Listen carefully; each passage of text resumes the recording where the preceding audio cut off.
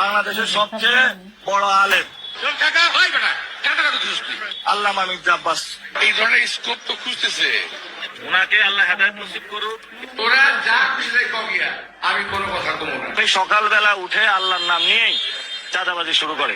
ঘুম থেকে উঠে মানুষ নামাজ কালাম পড়ে আল্লাহর নাম নেয়। একজন আছেন, উনি প্রথমে আমার নাম নেন।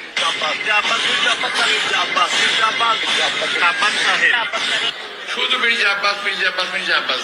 এখন তোর বিদিয়ে দিতে বলো হাতের সামনে তোর আমার নাম। বেশি বলে ফেলছি তো, আমি ওনাকে নিয়ে আর বলতে চাই না। কোনো ব্যক্তি বলতে পারবে না কোন স্বার্থের জন্য মির্জা আব্বাসকে এক কাপ চা খাইতে খাওয়াতে পারছে না। মির্জা আব্বাস চাঁদাবাজ। পয়সা যদি লাগে আমাদেরকে বল, আমরা চাঁদা দিলে দিব না, অসুবিধা নেই তো।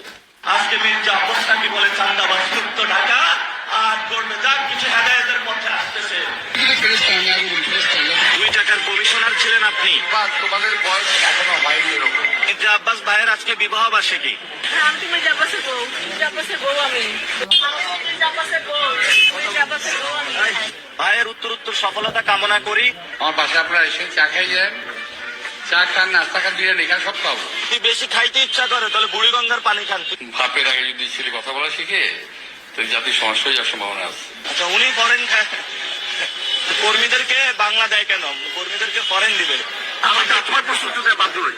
উনি তো বিএনপি স্থায়ী কমিটির সদস্য, ভদ্র মানুষ উনি। ওনার কর্মীর হাতে মাদক কেন? আমার অবস্থান বরাবরই চাঁদাবাজের বিরুদ্ধে, সন্ত্রাসের বিরুদ্ধে। যদি আরো খাইতে ইচ্ছা করে তাহলে ময়লা খান, কিন্তু হলো মাদক সেবন করবেন না।